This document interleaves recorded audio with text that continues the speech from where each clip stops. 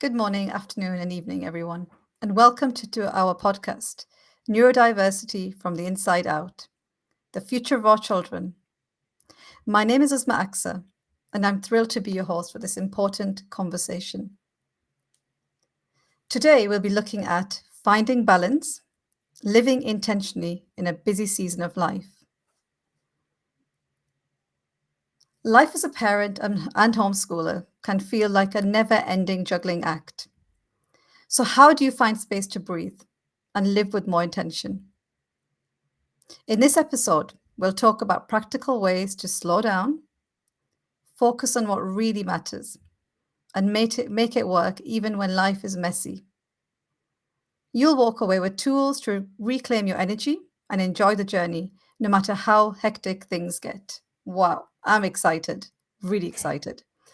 To guide us through this conversation, we're incredibly fortunate to have with us Peggy Ployhar.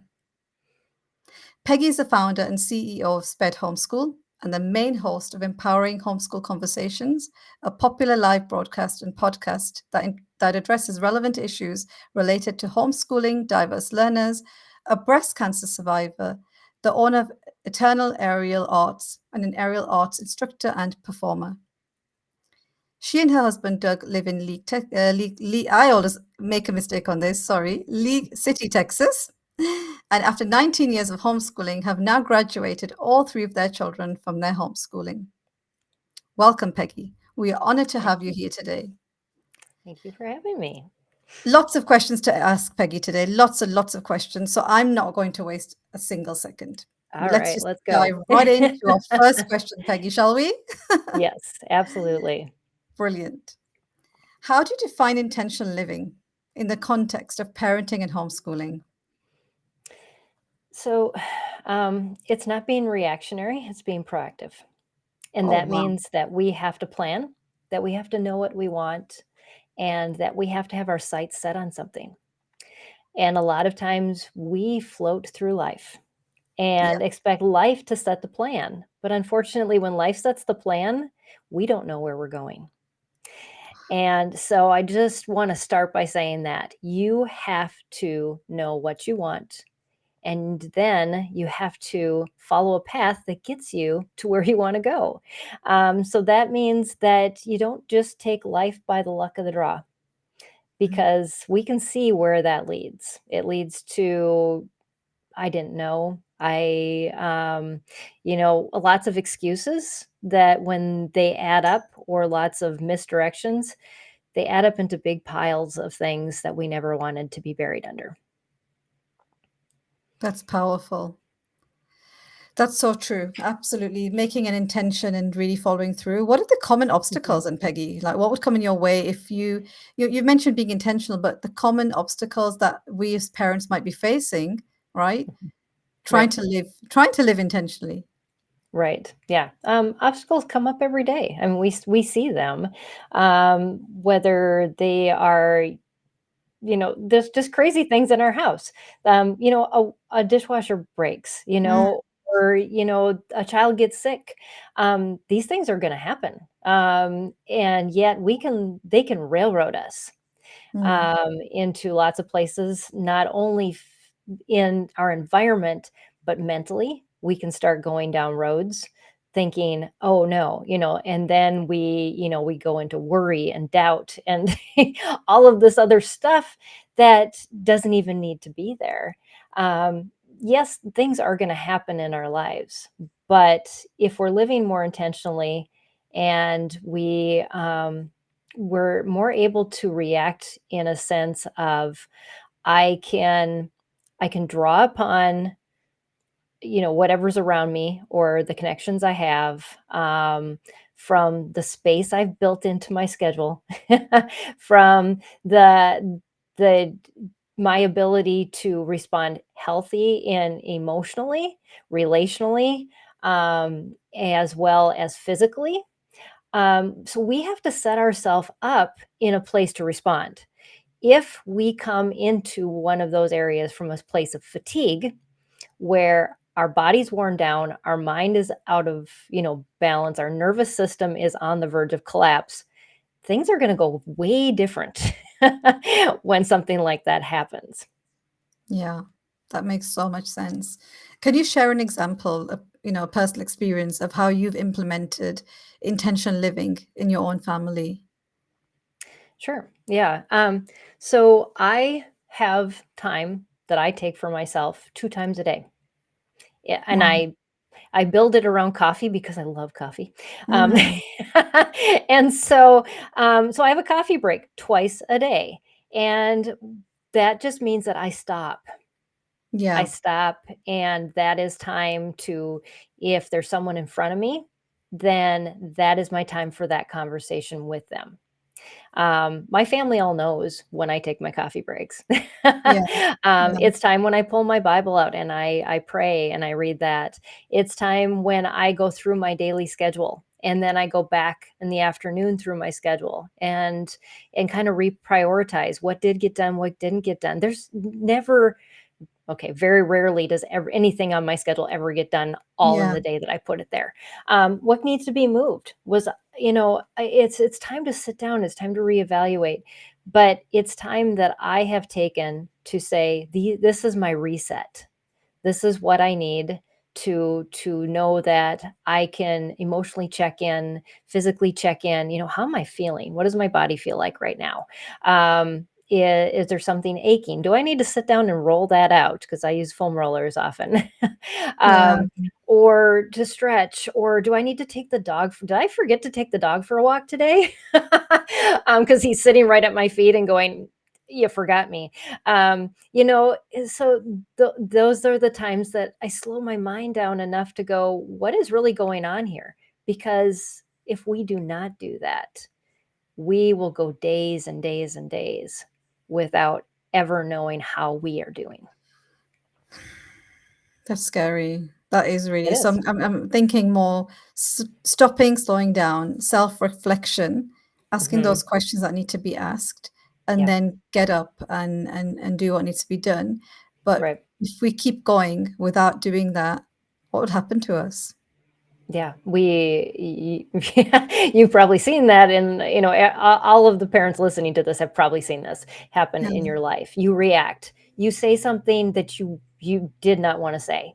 You do something that you did not want to do, because we are overwhelmed, and it's not coming from a place of intention. It's coming a place from reaction and almost survival. yeah. And we don't want to live that way, but you have to take yourself out to not live that way. Oh, that's strong. That's really, I mean, that's brilliant advice there, and it's so important. Mhm. But how can we put, I mean, you've mentioned practical strategies that you obviously, your from your personal experience. How can Mhm. we as parents who are not used to it, um, you know, do have that guilt when we have to stop for ourselves, um, be more intentional, and how can we actually go back? I think it goes back to our core values and Yes. what's important to us. Mhm. Yeah. Um, and then going from that, I guess, building on the core values that we have. Yeah. And so let's break this down. So physically, we need to move more. Okay. So I can either say, okay, that means I have to get to a gym and I have to do this, or it means that I need to intentionally sit on the floor, cross my legs, and get up and down multiple times a Mm, day and be with my kids. So mm, that not only takes care of the mobility in your hips that you're not getting by sitting in a chair, but it also gets you down on the floor to be more relational with your children or maybe grandchildren or whoever else. It gets you in a different environment. If all the family's sitting on the floor, all of a sudden you become much more comfortable with each other than if you're sitting in a more proper way on a couch. yeah, yeah. um, and so be willing to move and do some things a little silly too. I mean, we went to Norway, my husband and I, and they have these great two-story play structures, and I had him record me climbing them. I turned 55 in a couple weeks. I love having fun, um, and so but we've got to get beyond this. This is how I need to properly behave, and just enjoy life. And that means moving our bodies around. Yeah. And it doesn't have to look like a actual workout. And this is somebody who owns a studio telling you this. Yeah. Yeah. Workout studio. Um, but that is prioritizing yourself by saying, I don't need to be proper to, or to fill this, you know, health goal by going to a particular place or following this specific regimen. I just need to be willing to move. And so that's just one. Another is breathing. We all breathe. Mm. The problem is, do you breathe right? Yeah. Are you breathing through your nose? Are you taking deep breaths? Are you holding those breaths? Are you helping your body to process and really hold on to that carbon dioxide? Because carbon dioxide release, when it sits in your body longer, it actually releases more toxins. So when you breathe in that deep breath and you hold it, and then you breathe it out, you're actually causing your system to process toxins faster. If we take those shallow little breaths, our body's going to deposit those toxins somewhere because we're not releasing them. The same thing for your endocrine system. You know, when you're bouncing, when you're moving, we detox as well. The more we sit still, the less likely we are to detox. So just those two simple things can make you so much healthier. And yet we avoid them for a variety of reasons. Either we're too busy, but the problem is you're breathing anyways, you're moving or sitting anyways. Why don't you just be intentional, more intentional about it? Mm. That just, yeah. I mean, I think what happens is there's lots of excuses, right? Like we're Yeah. homeschooling, we're working, we have responsibilities. How do we do Hmm. it? But what you've mentioned here is doing it with the family. So we don't have Right. to go to the gym. We don't have to drive to the gym. We don't have Hmm. to, even get out and go for a walk, Right. if we are that busy. But it's making that intention. Okay, I'm going to be around my kids. I can do the breathing exercises around them with them. I Hmm. can sit on the floor and Exactly. do some movement, take movement breaks again with them, um, Hmm. Yeah. which means you're not going away from them. You're Hmm. sitting with them, doing what you need to do together, and you're also that role model and setting an Yes, example. exactly. Yes, you are. And they are going to learn so much more through that than they are from you saying, well, why didn't you, do this? Or this is, a healthy habit to do, and then do something totally different. Yeah, yeah. Absolutely. But we have Yeah. that rush, right? We're always rushing. Right. Okay. So I'm going to give you another tip. So the thing that makes you rush, and a lot of times the things that makes your brain keep rushing when you try to sit down, and I've heard this from so many parents. And when I was in that mode, I didn't understand what was going on either. So we have this thing called the vagus nerve. It's at the base of your brain, and it is what puts you into fight or flight or puts you into rest. A lot of times that switch on that nerve gets flipped on and it can't flip off. And so when you sit down and your brain is going, going, going, going, but your body's saying, I need a break, and your brain can't stop, you need to reset it. So some people use breathing techniques. For me, that doesn't work because of my Ehlers-Danlos syndrome, my connective tissue disorder. I have to physically reset it. And so this one is a no fail work for anybody. You put your hands behind your head, you interlace your fingers, and and you put it behind the base of your head. If you're laying down, this is a little easier, but you're going to look straight up in front of you.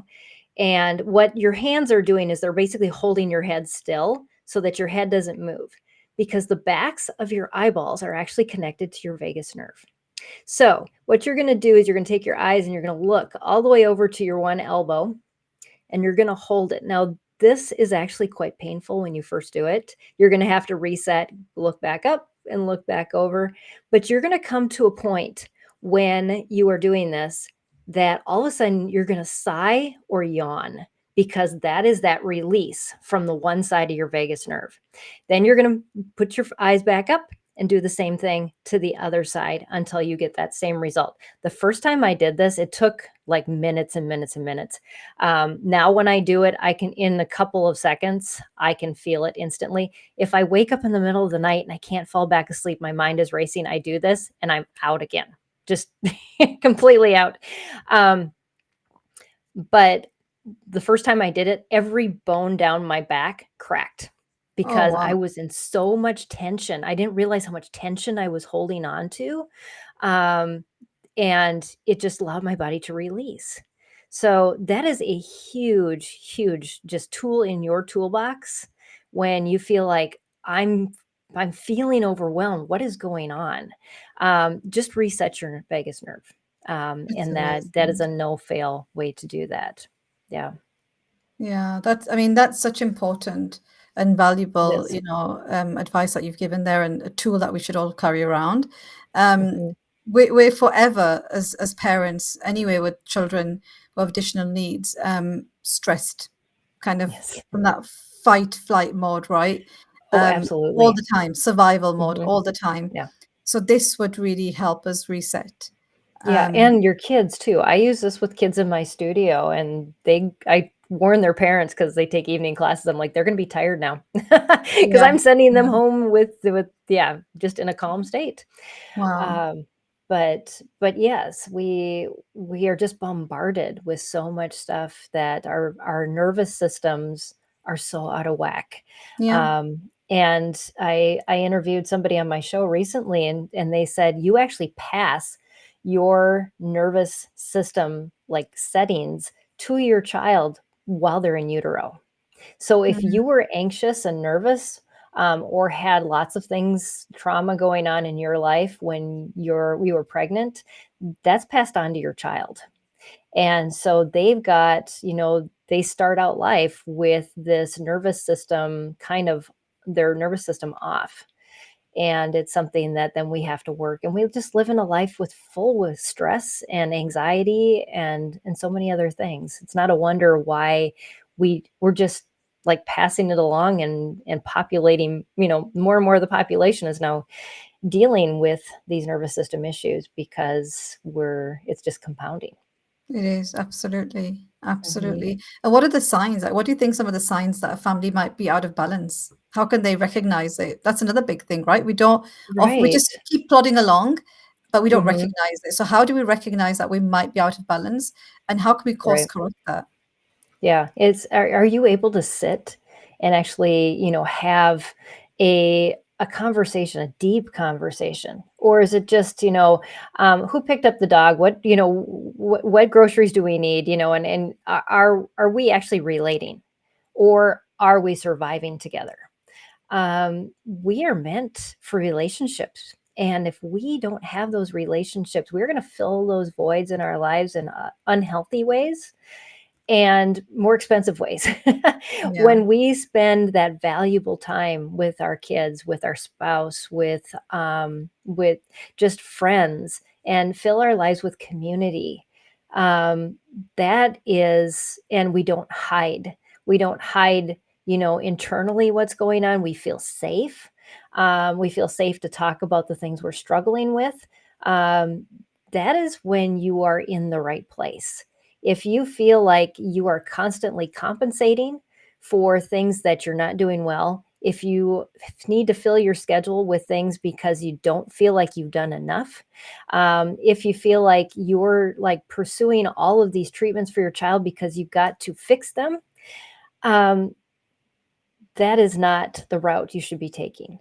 We can do a lot for our kids by just being there for them, by listening to them, by understanding them. A lot of times when my kids have had the biggest issues is when, and I found a solution to that, is because I've stood back and I've went, what is really going on here? Instead of reactionary going, oh, we need to take you here, you need to do this, and really evaluating the deeper issue. And that takes you getting out of the I have to fix this. We're going to go, do this and that, and make this problem better. Um, but then again, it's back to being intentional and realizing that just because something was fixed for somebody else in a certain way, it doesn't mean that that's the answer for us. No, that's, I mean, that is pretty deep, Peggy, because we often think that and I think what happens is we run to the doctors, for example, Yep. we run to Mhm. therapists because we constantly feel that we need to fix a problem. You know, Right. okay, we might be thinking our child needs certain support, so we're so busy looking for the right person to help them, but actually we could step back, slow down, and just connect. And I always say that. I always say Right. to a lot of my parents that I work with, why don't we just connect with our children, communicate with them? Mhm. Allow space for them Right. to talk and share what's going on. And once they start sharing what's going on, then we can be there to support them. And if we Right. can't, okay, fine. There's times where we may need that professional help. Then let's Right. go seek out that help. But running Yeah. around chasing for that professional help, you're missing so much in the process with your own child. Right, and you're also telling them that they need to be fixed Yeah. too. The one of the big lessons I learned with my middle child, was having a lot of emotional, like, struggles, like, we were having huge battles, and we just thought it was his will, and then I was at my wit's end. I stepped back and I was watching him that day and he was making coffee and I realized his back was hunched over. And I'd never taken the time to really watch him, and I said, "What's going on with your back?" He goes, "Oh, it's been hurting for so long." And here, this was the root of why he was so uncomfortable and acting out was because he had 3 discs that were sliding in his back, causing uncomfortable, I like excruciating pain that he had blocked out and was really just emotionally he could not sleep. He was at his wit's end. And that's why we were seeing the behavioral issues, but it had nothing to do with his heart. It had to do with his back. Wow. So, but, we try to, fix it all from the what we see and what we hear, but the problem is a lot of times those are deeper, which is what that example shows. Yeah. So really slowing down, connecting, Mhm. observing, Right. taking time out to have this conversation, ask those questions, Mhm. that Right. can make a huge difference. Yeah. Wow. Mhm. And how can partners support each other, you know, in this situation? Yeah, a lot of times my husband is the one who, I bounce a lot of things off of. I'm Mm, like, "Okay, this is what I'm thinking. This is what I'm seeing. Is this the right reaction? Is how, how would you take it if I came up and, said this?" And not being the one to fix it, but mm. being willing to listen and talk through a lot of things. Because from our perspective, it all seems really good. until Yeah, until sometimes we voice it and go, "Oh, maybe that's not right." yeah, So, but even yeah, absolutely. and if you don't have a partner, then, a friend or somebody else who understands your situation, that is willing to listen and to kind of process things with you. So many of us are verbal processors, Mm, and for me, writing, I have to write things down and then my brain starts to process them better. yeah, So taking the time to slow down and write through things and kind of churn those ideas instead of just going with the first thing that hits the top of my head. yeah, yeah. Because life is going to be, there's going to be moments where life is hectic, right? Yeah. So every Hmm. day isn't the same. Right. Neither is every day perfect, the way we want it to Right. be. So how can we stay focused and really make that intention that these are our priorities? We're going to stay focused and this is what we're going to be working on. And other things don't, they matter, but it's okay. We'll come Mhm. back to them. Right. Yeah. Yeah. It boils down to, what goals do you have for yourself? What goals Mm, do you have for your family? What goals do you have for your child? What goals, and think about not just personally like my health, but for community. What are we building? Where are we going? Setting your sights further out than just, today, tomorrow, or even the next month, or what are we doing what should be done to get to where we want to go? And I guess that's kind of where we started this conversation too. yeah. was, yeah, we have to be intentional about it and really making sure that we are choosing wisely because there's so many good choices out there. There's just so many good things that we could do. Um, they just sometimes aren't for us. Yeah, yeah, absolutely. And I think going back to where we started, and you mentioned the intention, and then you've also Mm, mentioned writing. And I think writing, journaling yeah. is so powerful. Sometimes we have so Mhm. many thoughts in our head that we just want to, and they're messy, we Right. don't know where to start, but writing them down, journaling, just putting them out. I always say to my clients, when you're writing, Oh, don't yeah. worry Yeah. about what you're writing Mm, or how you're writing it, just mhm. write, Right. let it all out, and then you see a lot more clarity, and you feel like you feel like you can move on to the next Exactly. thing. So what advice would you give to our viewers today about the intentional living, but through really kind of focusing on planning, Mhm. somewhat, but prioritizing, and if not everything gets done, Yeah. it's Yeah, okay. it really is because, some of the things it's just not the right timing for those. We can have some great ideas, and Yes. I do love that about journaling is that it's always there. I mean, I always can go back, and I'll put a paper clip on those pages that, there's ideas of things that, maybe I wanna do that. But I just don't have time right now Mm, for it. So if I have a clip on it, then I can go back and it's like, "Oh, yeah, that was something that has been reoccurring." Either in mhm, ideas that I've had or been able to build off of that, or that was just a one-time fluke. I thought about it and now it's gone, and I really have no desire to do that at all. mm, um, and so, yeah, you have to be able to just release it, and this is what's going on right now, and the priorities I have currently, and I'm at my max, and know what your max is too. yeah. And your max is Oh, when you have been able to carve out enough time for what you need, like eating and sleeping, and time with your family, and those rest periods of vacations, and having fun. Building those ebbs and flows of rest and work in. Um, so yeah, it's all about that. But yeah, there's lots of things that we can do, and I look back now, a lot of the things that I did and pursued that I probably should not have. Um, I would be much wiser and could do them quicker now that I am older and have a lot more wisdom behind me than if I would have just jumped into them when I did. Um, and it would have saved me a lot of time and a lot of heartache too. So mm. yeah, we have lots of things that we can do.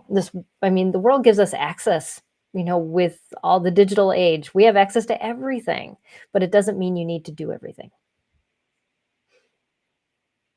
That's so true, and I think that's the Mhm. difficulty, isn't it? When Yeah. we wanna do everything. We want to be Mm. able to do everything, and like you've mentioned, the things that are normal, Mhm. like resting, eating, sleeping, we actually don't put them into our priority That's crazy list. because that's on my We get list too every busy, so day. It's like, we "Okay, so did yeah, you eat 3 meals we today?" Yes, and I have to remind yeah, myself of that yeah. every day. Mhm. Exactly. So being really conscious about Yeah. the most simplest things that we Mhm. often neglect, but being more conscious about not just Right. grabbing a snack, but actually sitting Yeah. down and having a meal. Mhm. Not thinking, "Oh, I'll just send one more email before I go to Go to bed." bed. Just go to Exactly. bed, you know? Mhm. Yep. That's so important, and I think It that's is. practice, It does. Peggy, It you takes a know? lot of practice, a lot of self-discipline, and it doesn't happen overnight. Yeah, You just have to be willing to say, I'm at my capacity, and this is my capacity wherever it is, and don't compare your capacity to somebody else's. We're all wired differently as to what we can do. And so yeah, you've got to figure out, what you can fit into where. I just recently, my husband is a very early to bed person. I have never been that way, but I have forced myself.